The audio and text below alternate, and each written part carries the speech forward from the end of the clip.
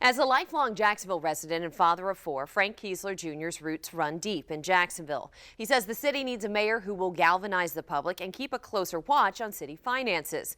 Here's more from our conversation. Frank Keasler Jr. says he has big ideas for the city of Jacksonville if he were elected its mayor, starting with its budget, which as a CPA, capital consultant, and former lawyer, he describes as a wreck and disorganized. I've never been challenged so hard to understand where the money's going than the budget for our city of Jacksonville. Keasler says one of his first orders of business as mayor would be to make the budget more transparent and look for wasted money so that it can be reinvested into things like schools and city parks.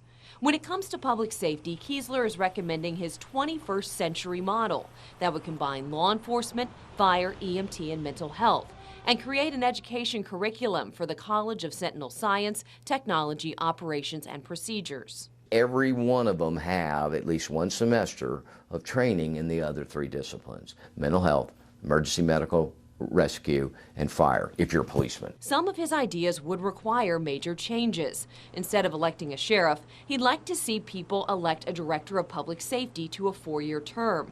He says he would propose it through a freedom charter for the city in the 2024 elections. Although the Florida state constitution does require each county to have an elected sheriff.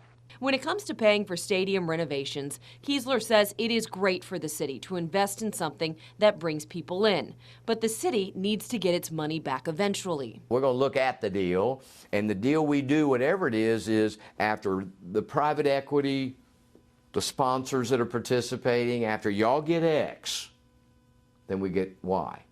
And we get Y until we get our principal back. Keasler also opposes removing Confederate monuments. It is absolute insanity to think that there's credibility, wisdom, insight, advancement for humanity, us looking backwards at history and judging it. He says he has resisted negative campaigning because he promised the Lord he would not throw stones. Faith, a central piece of his messaging.